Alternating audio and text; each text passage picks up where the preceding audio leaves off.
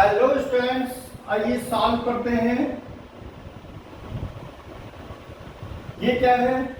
Number line, middle में हमने लिया 0 को और राइट हैंड साइड में लिया 1, इधर 2 3 4, यही होती है नंबर लाइन। इधर लेंगे -1 -2 -3, ये हमारी नंबर लाइन है।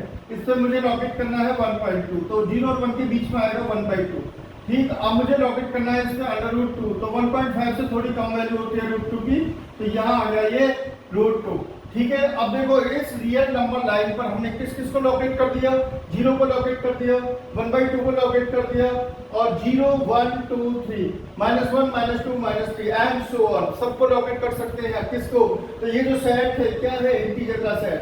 और हमने यहाँ रेशनल नंबर को लॉकेट कर दिया और इरेशनल नंबर को भी लॉकेट कर दिया। तो रियल नंबर किसे कहते हैं? वो नंबर जिनको हम नंबर लाइन पर किसी यूनिक पॉइंट से लॉकेट कर सकते हैं या डिनोट कर सकते हैं, उनको बोलते हैं रियल नंबर। ओके, तो रियल नंबर में ये सारे नंबर्स आते हैं: natural number, whole number, integer, rational number, irrational number और आर रियल नंबर। ठीक है, इसके बाद चलते हैं यूक्लिड डिवीजन लेमा। यूक्लिड एक मैथमेटिशियन थे जिन्होंने एक स्टेटमेंट दिया जिसका यूज हम करते हैं किसमें? HCF फाउंड करने में। उनका स्टेटमेंट क्या था? डिवीजन एल्गोरिथम क्या होती है हमारी? Dividend equal to division multiply quotient plus remainder. Okay, तो इसको उन्होंने रीस्टेट कर दिया कैसे? For any given two integer a and b, for given two integer a and b, there exist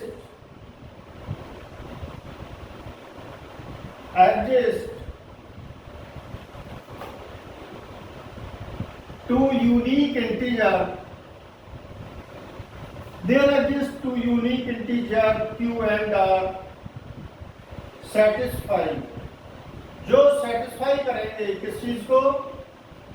इस इक्वेशन को a = bq plus r, where r is greater than या equal to 0 but smaller than b। ठीक है, तो ये इनका statement था कि अगर दो इंटीजर हमको दिए हुए a एंड b, तो इस इंटीजर के लिए दो यूनिक इंटीजर होंगे q एंड r, केवल वही इंटीजर होंगे q एंड r जो इस इक्वेशन को सेटिस्फाई करेंगे। a = bq प्लस r, लेकिन r की वैल्यू क्या होगी?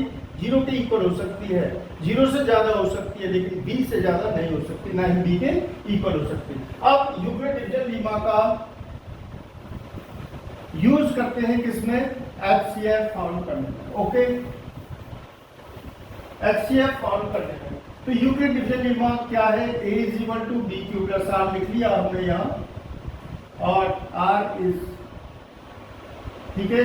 तो हमने एग्जांपल लिया HCF निकालते हैं 96 एंड 240 का HCF निकालते हैं, तो 240 ग्रेटर है, कहाँ लिखेंगे? एक ही जगह पे 240 इक्वल टू डिवाइड किया 96 से हमें 240 को, तो कितना आया? 96 × 2। ठीक है, तो कितना हो गया? 2 6 12 पर 2 कैरी 1, 2 9 80, 192, क्या बचेगा यहाँ? प्लस का 48। ठीक है, लेकिन देखो जब तक r 0 नहीं आएगा तब तक हमारा HCF फाउंड नहीं होगा और यूक्लिड डिवीजन लीमा कंटिन्यू चलता रहेगा। अब since r is not equal to 0, then therefore apply Euclid division lemma between 96 and 48. So 96 is greater, therefore 48 multiplied 2 plus 0. Now r equal to 0, therefore HCF 96 to 40 equal to 48. तो इस तरीके से Euclid division lemma को हम apply करते हैं। और example ले लेते हैं इसका दूसरा एग्जांपल लेते हैं कि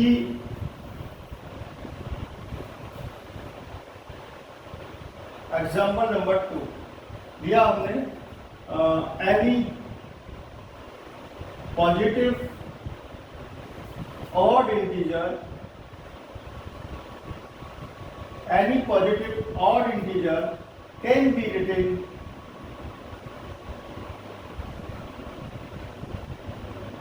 in the form 6q plus 1, 6q plus 3, 6q plus 5। ये क्वेश्चन कहता है कि प्रूव करिए any positive odd integer can be written in the form 6q plus 1, 6q plus 3, 6q plus 5। ठीक है, तो प्रूव करते हैं इसमें। बहुत अच्छा क्वेश्चन है ये। Prove let A be any positive integer।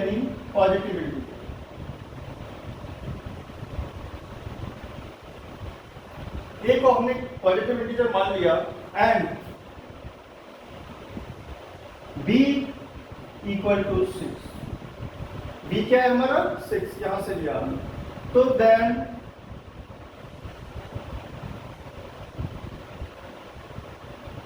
Apply Euclid division lemma. जब हम यूक्लिड डिवीजन लीमा को अप्लाई करेंगे तो ए को हम कैसे लिख सकते हैं? ए बी यानी positive integer, A can be, B की वैल्यू क्या है 6q प्लस r। अब देखो बी की वैल्यू क्या है 6, तो r की वैल्यू क्या होगी? r 0 हो सकता है, 0 से बड़ा होगा लेकिन 6 से कम होगा। तो पॉसिबल वैल्यू ऑफ r,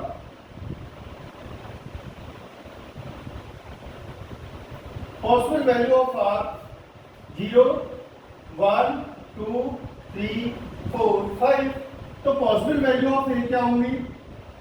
अगर r की वैल्यू 0 है तो a 6q हो गया, r की वैल्यू 1 है तो ये 6q प्लस 1 हो गया, r 6q plus 2, 6q plus 3, 6q plus 4 and 6q plus 5। Okay, अब चेक करते हैं। देखो 6q क्या है? इवन, क्योंकि ये 2 से डिवाइड हो रहा है। ठीक है, और 6q प्लस 1 क्या है? और तो किसी भी ऑड नंबर को हम कैसे लिख सकते हैं? 6q प्लस 1 की फॉर्म। ठीक है, अब यह 6q प्लस 2 क्या है? इवन। क्यों है इवन? क्योंकि अगर मैं 2 को यहां से कॉमन ले लूं तो 2 इसका फैक्टर हो जाएगा, तो ये नहीं लेंगे। 6q प्लस 3 क्या है? और तो 6q प्लस 3 से ये भी 2 से डिवाइड हो जाएगा, तो ये क्या है? इवन। और 6q प्लस 5। तो every positive odd integer can be written in the form of 6q plus 1, 6q plus 3, 6q plus 5। Okay, bye bye. अब लेते हैं एग्जाम्पल। एक क्वेश्चन और कर लेते हैं इसमें, यूक्लिड डिवीजन लीमा। क्वेश्चन है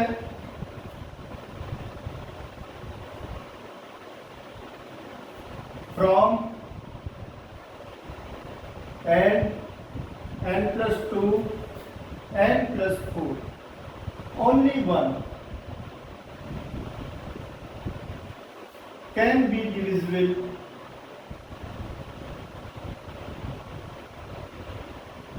by 3। n plus 2, n plus 4 में से केवल एक नंबर ऐसा होगा जो 3 से डिविजिबल होगा। कैसे प्रूव करेंगे इसको भाई? प्रूफ n अगर 3 से डिविजिबल है तो इसको कैसे लिख सकते हैं हम?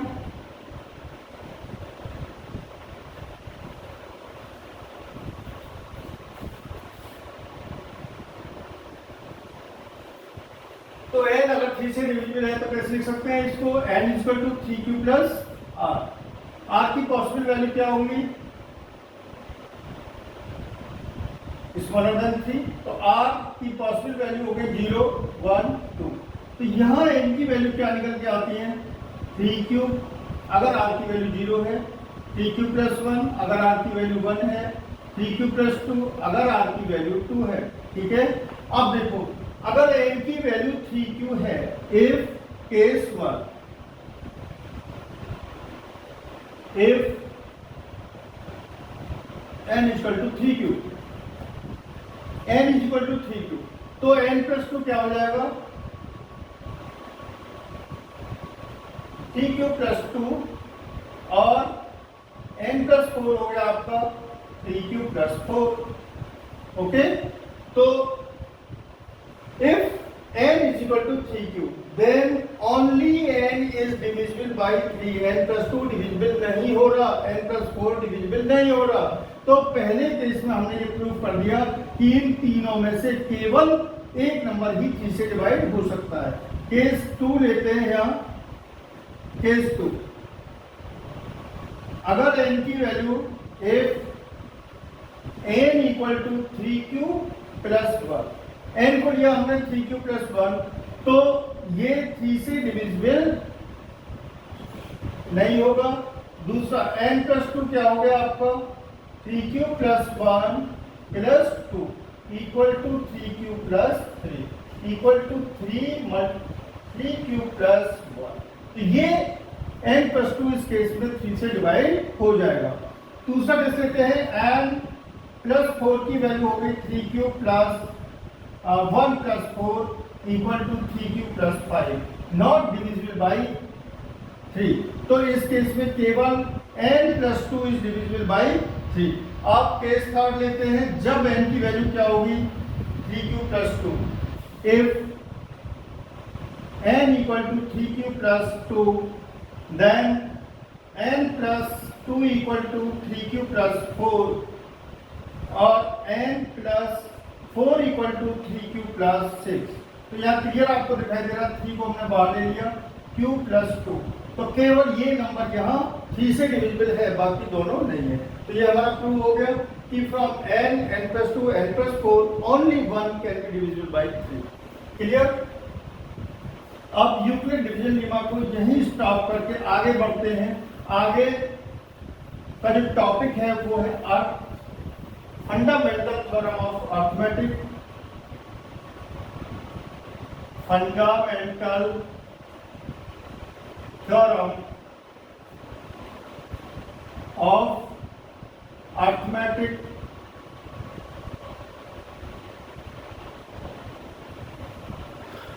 नंबर कितने टाइप के होते हैं हमारे पास? एक होते हैं प्राइम नंबर और एक होते हैं कंपोजिट नंबर। दो टाइप के नंबर होते हैं।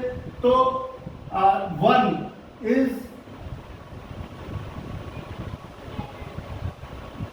Neither prime nor composite. तो 1 को तो हटा देंगे यहां से हम। 1 is neither prime nor composite. तो दो तरह के नंबर हुए, एक प्राइम एक कंपोजिट। कंपोजिट नंबर कौन से होते हैं? Composite number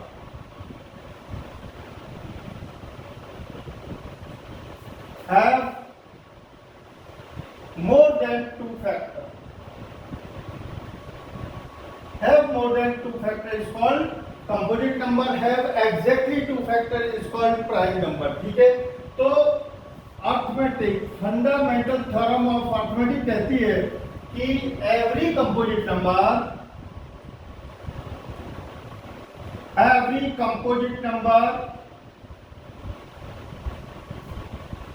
can be written in the product। हर एक कंपोजिट नंबर को हम लिख सकते हैं in the product of primes. हर एक कंपोजिट नंबर प्राइम के प्रोडक्ट में लिखा जा सकता है। मतलब हर कंपोजिट नंबर के प्राइम फैक्टर होते हैं और ये प्राइम फैक्टराइजेशन यूनिक होता है। And primes and this prime factorisation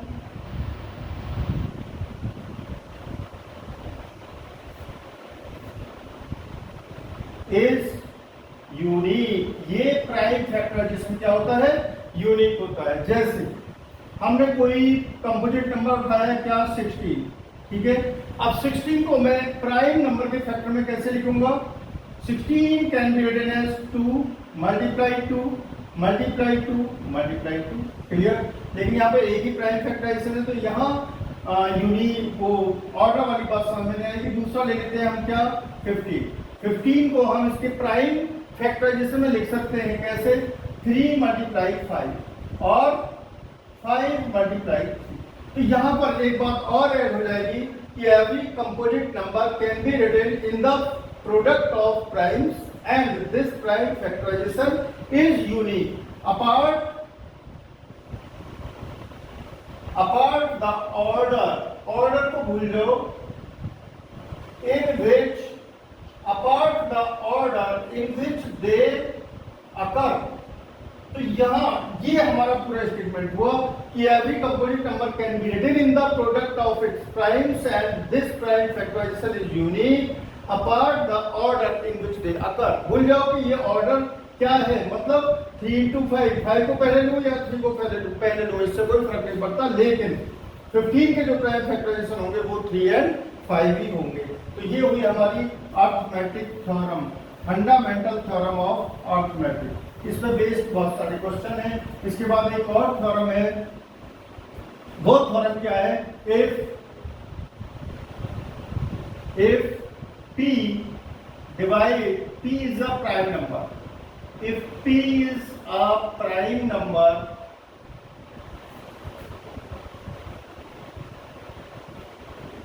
and a is an integer, if p divides a square, then p divides a।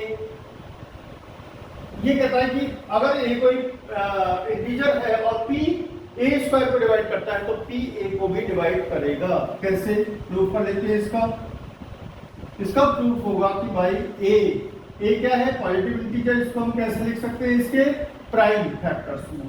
तो prime p divides a square, a को हमने लिखा प्राइम्स में p1 multiply p2 multiply p3 और ये हो गया pn, ठीक है। तो अब देखो यहाँ पर p क्या है, प्राइम फैक्टर ऑफ a। अब a स्क्वायर इक्वल टू क्या हो जाएगा, a multiply a, it means p1 multiply p1 multiply p2 multiply p2 multiply p3 multiply p3 और pn मल्टीप्लाई। इट मीन्स अब देखो ये कहता है कि p a स्क्वायर को डिवाइड करता है, इट मीन्स p इनमें से कोई एक हो सकता है, ठीक है, p इनमें से कोई एक हो सकता है जो a स्क्वायर को डिवाइड करेगा। क्यों? क्योंकि ये इसके फैक्टर है। अगर p इनमें से कोई एक है, 100% इनमें से कोई एक होगा, तो p अगर इसको डिवाइड कर रहा है तो p किसका फैक्टर है, a का भी फैक्टर है। Therefore p also divides a, तो p a को भी डिवाइड करता है। ओके, ये हो गई आपकी। अब इस पे एक क्वेश्चन देखते हैं।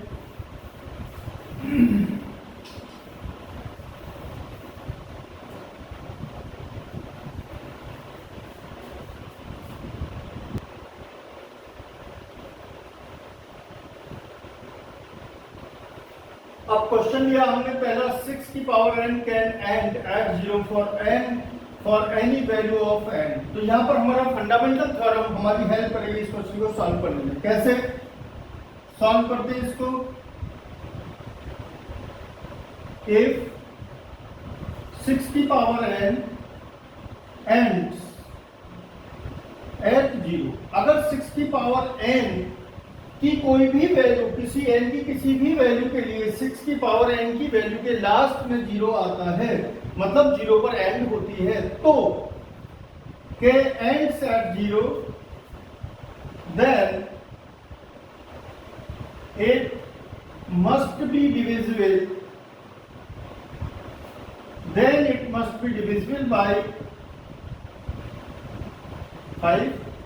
अगर बाद में 0 आता है तो इसको 5 से डिवाइड होना होगा।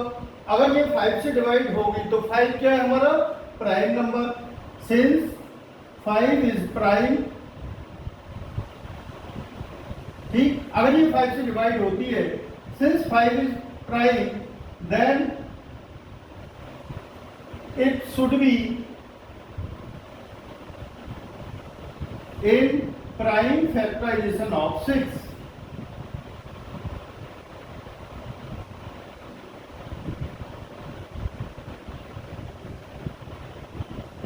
5 से डिवाइड होती है तो 5 6 के प्राइम फैक्टराइजेशन में होना चाहिए, but prime factorization of 6 is 2 into 3, तो 6 raise to the power n क्या होगा 2 into 3 raise to the power n.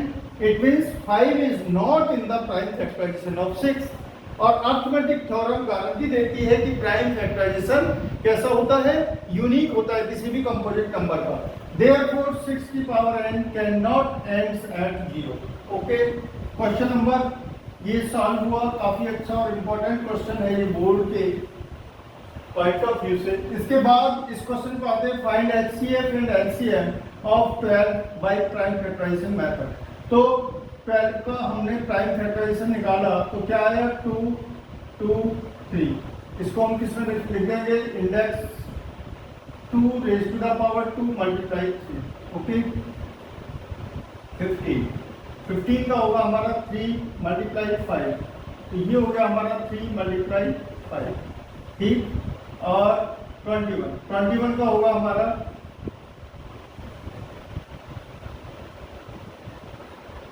3 multiply 7 equal to 3 multiply 7. अब ध्यान रखने वाली बात यह है कि HCF निकालते टाइम पर हम किसी भी कॉमन फैक्टर की, जो इन तीनों में कॉमन फैक्टर है, ठीक है, किसी भी कॉमन फैक्टर की लोएस्ट पावर लेंगे. तो हमारा कॉमन फैक्टर क्या है 3, तो इसका HCF क्या हो गया 3.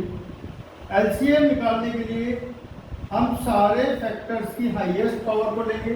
2 को लिया हमने तो 2 की हाईएस्ट पावर क्या है 2 रेज टू द पावर 2, और 3 कॉमन, 3 की हाईएस्ट पावर क्या है 1, तो 3 1 5 1 7 1. ये हुआ LCM. 2 2 या 4 और 3 5 हो गया आपका 15 मल्टीप्लाई 7, ये हो गया 60 मल्टीप्लाई 7 इज इक्वल टू 420. तो ये आ गया LCM एंड HCF. ओके, अब आते हैं इरेशनल नंबर्स, जो आपके चैप्टर का लास्ट टॉपिक है. Irrational number, what is irrational number? Real number होते हैं. पक्की बात है, पहला भी हमने डिस्कस किया था कि इरेशनल नंबर को भी हम रियल नंबर लाइन पर लोकेट कर सकते हैं, इसलिए ये रियल नंबर है. लेकिन इरेशनल नंबर क्या होते हैं? The number that is not rational. जो नंबर रेशनल नहीं है वो इरेशनल है. ठीक है, ये छोटी सी बात हुई. और the number which cannot be written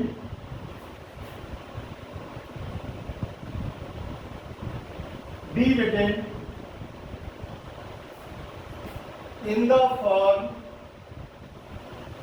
P by Q, in the form P over Q. P by Q जो P by Q की फॉर्म में नहीं लिखे जा सकते, where P and Q belongs to integer and Q is not equal to 0. तो ऐसे number जिनको हम P by Q की फॉर्म में नहीं लिख सकते, जहां P और Q क्या है को प्राइम इंटीजर और Q is not equal to 0, उनको बोलते हैं इरेशनल नंबर. ठीक है, तो इरेशनल नंबर में क्या है आपके? अच्छा, रेशनल नंबर दो टाइप के होते हैं. एक तो होते हैं टर्मिनेटिव, एक होते हैं टर्मिनेटिव बट नॉट टर्मिनेटिव बट रिपीटिंग, लेकिन वो रिपीट होने लगते हैं. ठीक है, तो दो टाइप के रेशनल नंबर होते हैं. ये बात करिए हमने रेशनल नंबर की. अब इसमें क्वेश्चन आता है जनरली कि आपको प्रूफ करना होता है किसी भी प्राइम नंबर की शॉर्ट को कि ये रेशनल है. तो क्वेश्चन लिया हमने, proof that √5 is irrational. √5 irrational है. इसको कैसे प्रूव करेंगे? सॉल्यूशन क्या रहेगा इसका? इसको बोलते हैं कॉन्ट्राडिक्टरी मेथड. कॉन्ट्राडिक्शन, अपने ही सपोजिशन को रॉन्ग प्रूव करना. इसका सॉल्यूशन होगा let √5 is not rational is rational. हमने मान लिया कि √5 क्या है रेशनल. ठीक है, मान लिया. Therefore, it can be written. Therefore, it can be written P by Q, where P and Q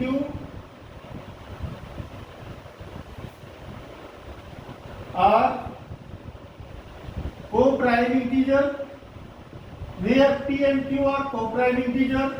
okay, तो लिख देते हैं √5 को किस फॉर्म में, P by Q की फॉर्म में लिख दिया. ओके, √5 को लिख दिया हमने P by Q की फॉर्म में, where P and Q are co-prime integer. तो अच्छा, आप क्या करेंगे, दोनों तरफ से स्क्वायर कर दीजिए, squaring on both sides.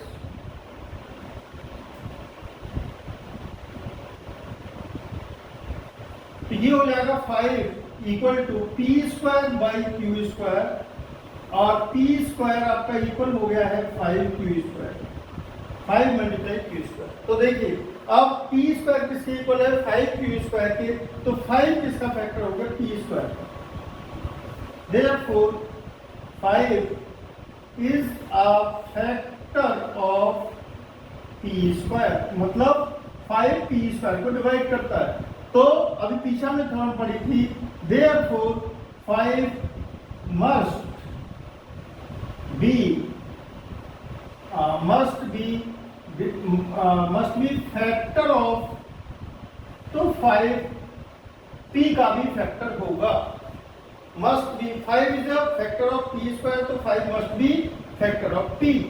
Okay, अब 5 अगर p का फैक्टर है तो हम 5 को कैसे लिख सकते हैं, तो हम p को कैसे लिख सकते हैं, 5 p का फैक्टर है तो p को हम 5r की फॉर्म में लिख सकते हैं, क्योंकि हमने 5 से डिवाइड किया p को, तो क्वोशिएंट क्या है r. ओके, तो लिख सकते हैं इसमें p equal to 5r. p equal to 5r को इक्वेशन नंबर 1 में पुट कर दें तो हमारी वैल्यू क्या आ जाएगी, कुछ इस तरीके से आ जाएगी, 5r का square is equal to 5q square, 25r square equal to 5q square, तो 5r square equal to q square. Okay, अब देखिए 5 किसका फैक्टर है, q स्क्वायर का. Therefore 5 is a factor of q also. 5 is a factor of q also. तो 5 common factor हो गया किसका, p का भी और q का भी. लेकिन हमारी सपोजिशन क्या थी कि p and q are co-prime integer. Therefore our supposition is wrong and √5 is a irrational number. इस तरीके से यहाँ नीचे लिख लेंगे. ओके, अब दूसरा क्वेश्चन लेते हैं इसी तरह का.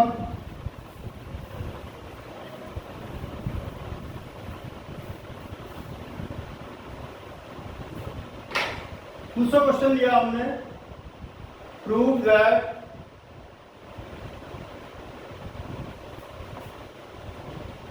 Two plus √5 is irrational. ठीक है, वही सॉल्यूशन लेंगे इसको, that 2 plus √5 is not irrational,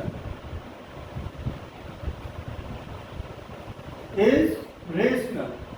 क्या है ये, क्या मान लिया इसको हमने, रेशनल. तो 2 प्लस √5 को हम कैसे लिख सकते हैं, p बाई क्यू की फॉर्म में, where p and q belongs to integer and q is not equal to 0. तो 2 किसके इक्वल हो जाएगा, √5 इक्वल हो गया p अपॉन क्यू माइनस 2 पे, ये पूरा इक्वल हो गया p minus 2q upon q के.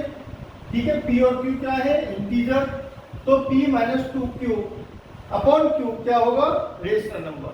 लेकिन p minus 2q upon q is rational because p and q are rational, but √5 is irrational and irrational cannot be equal to rational. So it contradicts the fact that √5 is irrational. Therefore 2 plus √5, our supposition is wrong. 2 plus √5 is a irrational number. Okay, तो ये आपके chapter 1 का पूरा concept with example हमने यहाँ solve किया। Next video में हम इसकी पूरी एक्सरसाइज लेके आएंगे रियल नंबर की। Okay, bye bye.